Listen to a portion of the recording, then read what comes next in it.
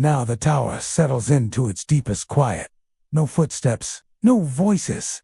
Only the gentle weaving of rain and wind against the ancient stone walls, and the hush of the sea, always the sea, breathing far below. It is the kind of stillness that feels sacred, the kind that wraps itself around your bones, like a quilt made of silence.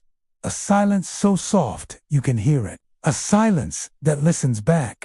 The lantern keeper's eyes remain closed, but his body is present, anchored in the room, his hands resting loosely on the arms of the old chair. The fire's reflection glows across his features, lined but gentle, weathered by wind and years, but softened by the kind of peace that only comes from purpose. You feel that same peace soaking into your own skin now, don't you? The world outside fades further. Your thoughts drift, like lanterns set adrift on water, no longer needing to be steered, just glowing, just floating, just being. In this place, you are allowed to let go. Let go of the noise.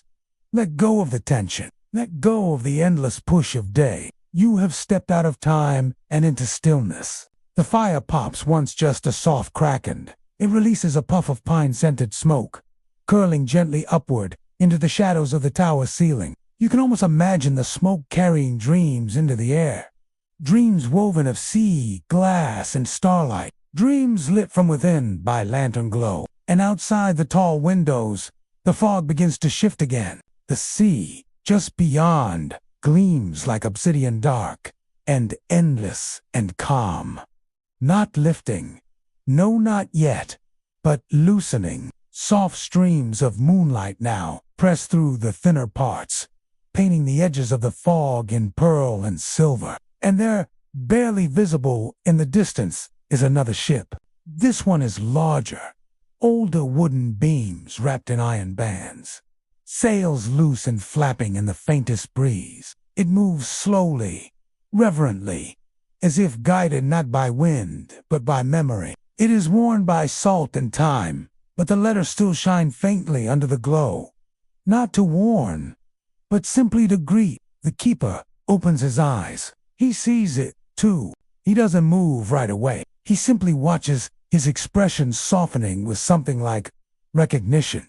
You get the sense that he's seen this ship before, perhaps not in years, perhaps only in dreams. He stands, slowly, and walks once more to the windows. It moves as if drawn toward the tower, its deck empty, its sails half furled. Outside, the lantern light catches the ship's hull, revealing a name carved deeply into the bow. Perhaps it carries messages not meant to be spoken aloud, or perhaps it's simply a memory made visible by fog and flame. The keeper whispers something too quiet for even the wind to carry on, lifts a hand toward the window pane, and in that moment, the rain stops. Just a small, iron-rimmed window near the floor. You hadn't noticed it before. He reaches inside and withdraws a small, hand-carved box.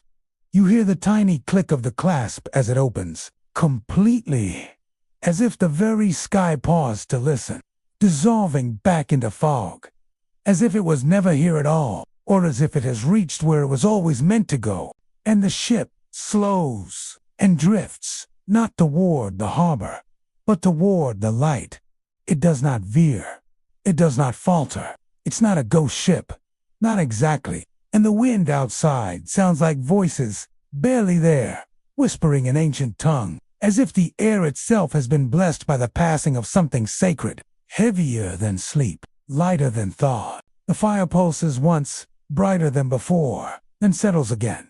But it feels like it belongs to another world. The keeper turns it slowly in his hand, as if reacquainting himself with its weight. Then he walks to the window again and holds it up, level with the horizon. Or, another time, you are protected by flame and fog and story. Perhaps it's a ship of dreams, or of souls returned from long voyages. The keeper does not question. He steps back and opens the lantern room's side hatch. Inside the box, an old compass. Its brass face is dull, but its needle is true. For a moment, you feel time twist slightly. The room seems larger, older, and just as quickly, The moment the ship begins to fade, not vanishing, no, but softening.